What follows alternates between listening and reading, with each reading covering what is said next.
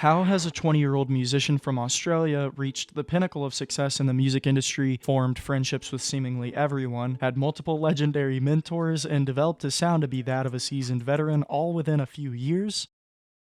Well, let's find out. The Kid Laroi wasn't always known as the Kid Laroi. In fact, he started out with the name FC6. This is back when he was still a young teen recording music for SoundCloud before pairing up with a DJ in Adelaide named Marcus. There's been a lot of drama over the years when it comes to Marcus because for a long time, Laroi never even mentioned him by name, seemingly hiding this era of his life and downplaying what Marcus really did for him. I'm not going into that side of things though, so if you're interested in that, check out this video and it'll give you more information on that side of things. Anyways, Laroi and Marcus would grow a buzz together, and eventually Laroi met a man named Khalid Roheim, who's a producer based out of Sydney. Khalid played a crucial role in the development of young Charlton because he would give him work writing for other artists and also an actual studio to record in.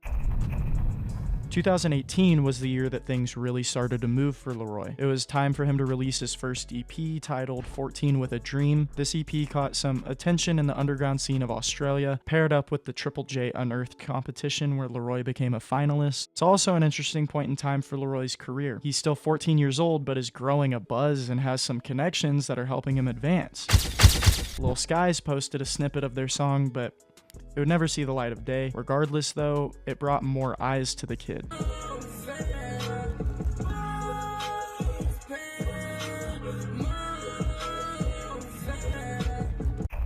2019 is probably the most important year in the Kid Laroi's young career so far. In 2019, the Kid Laroi signed to Lil Bibby's Grade A Productions and Columbia Records in a partnership agreement. If you know anything about Grade A, you know they're also who Juice WRLD was signed to, and what follows is magic.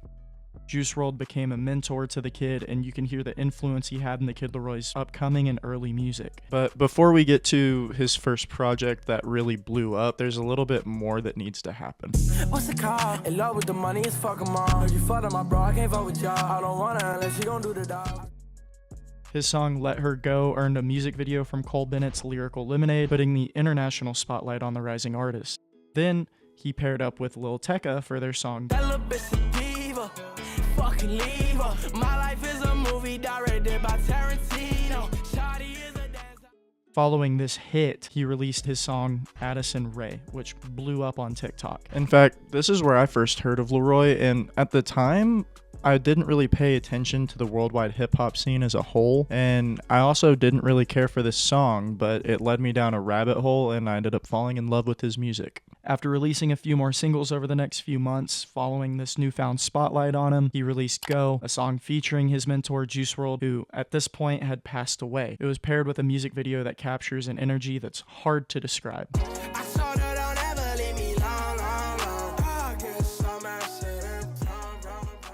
At the beginning of the music video, it's revealed that this song was a birthday present to Laroi.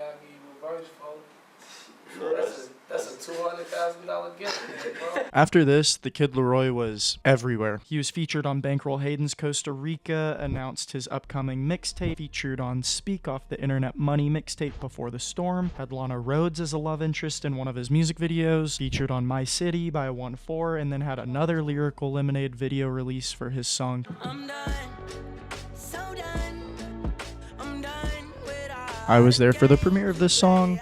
Just saying. Oh yeah, his mixtape I mentioned, well, it released under the name Fuck Love and sold 40,000 in its first week, debuting at number 8 on the Billboard Hot 200. Not a bad start. This project was centered around his feelings towards love and overall just how he wasn't feeling it at all. It's highlighted by tracks like Wrong featuring Lil Mosey, Go with Juice WRLD, Tell Me Why, and Need You Most. In Wrong, he delves into a relationship that seems like it has its fair share of ups and downs. Lines like, I know we ain't getting along, but I want to see you on your own tonight, showcase that things are a bit rocky. Go, as we touched on previously, featured Juice WRLD, who gave Laroi a verse as a makeup present for missing his birthday dinner. In the actual song though, we see them going into a girl who doesn't want to be left alone, but consistently messes with Laroi's head. He's in denial about her, and would do things for her that he knows he shouldn't.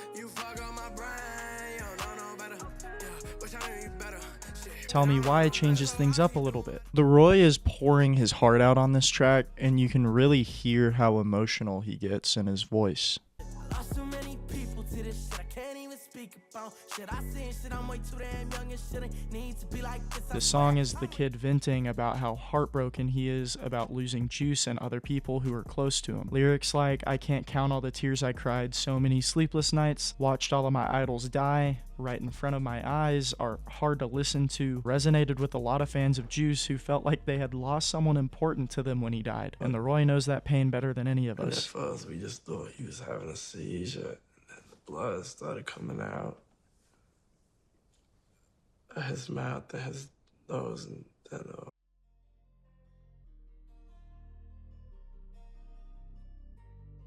Need You Most is a shorter track, and it really just feels like he needs to get some things off of his chest here. He's frustrated, and it's glaringly obvious through some of the bars involved. He's apologizing because he's sorry for fucking up, but also mad because whoever this is directed at seemingly hasn't gotten over it at all. He also drops the title in this verse, which is pretty sick. I love a good title drop. I can't lie. November then rolled around and we see the announcement for Fuck Love Savage, the deluxe of this mixtape. This deluxe featured the songs So Done, Always Do, and the absolutely massive song which became Laroi's first true international hit, Without You. And by hit, I mean an absolute hit. This song was everywhere. Following this, we see the beginning of his and Justin Bieber's relationship, which had led to Justin also being another mentor to the Kid Laroi on how to handle fame at a young age and handle it better than he himself had. He was featured on Unstable off Bieber's album Justice, a harrowing song that is a personal favorite of mine, and Laroi truly handled his own here. Now, at this point in the story, Laroi is everywhere. His music is blowing up, and it really feels like he's within arm's reach of grabbing everything he's ever dreamed of. And he only continues to shine. He left Grade A for a management deal with Scooter Braun, announced Fuck Love 3, the end of his Fuck Love trilogy of music, and released his biggest song to this day, Stay, featuring Justin Bieber. The song was an insane success, and as we speak, sits at almost 3 billion streams on Spotify with almost 900 million views on YouTube. Oh, we also saw Fuck Love 3 get 2 deluxes of its own, and now all 3 tapes have been combined into one colossal 35-song mixtape. All this work led Laroi to finally reach #1 on the Billboard charts, alongside Stay, which peaked at #1 on the singles charts. 2021 rolled around and saw the release of the Kid Laroi song, I know that look on your face, you're coming my way, you're coming my way tonight. the end of the world tour, Laroi leaving another management company to rejoin Scooter Braun, a collab with Fabio Foreign for Paris to Tokyo, a feature on Nardo Wick's debut album, and then Laroi took a step back, needing time to find himself and figure out where he's going. And that's all she wrote for this stage of Laroi's career. He'd been going non-stop for years and reaching breathtaking heights while not taking a break, so outside of a few performances here and there, we really don't hear much out of Laroi in the officially releasing music sense. Charlton started off 2023 announcing his upcoming debut album The First Time. This led to the releases of I Can't Go Back to the Way It Was, Intro. Still mad this didn't make the album. Then there was Can we go back to how it was? Kids Are Growing Up, which was unfinished at the time, but showed the growth and difference in Laroi's maturity. It's one of Laroi's best songs, in my opinion. This track is incredible, and it really shows how much Laroi has matured. The song opens with him talking about all the things he wanted growing up. He moves into sharing his thoughts on where he's at now and reflecting on what people told him back then. A Fortnite concert, tour announcement, and Valentine's Day love song for his girlfriend he'd been with for a few years at this point led to I don't even know what just happened. hearing the release date for the first time. Too Much was released in October featuring Jungkook and Central C, and then the following month we finally got our hands onto Laroi's debut album. The First Time, it's incredible. From cover to cover, you can hear the development of the Kid Laroi's sound, his maturity, and his growth in general. There's a few different songs I'd like to touch on here that really contrast his initial Fuck Love trilogy. It feels like he found a lot of answers he needed back when he was releasing the mixtapes, but at the same time, even more questions have arisen to his mind. This record opens with Sorry, a song where he speaks on how grateful he is, but how fame came with a lot of things he didn't want to sign up for originally.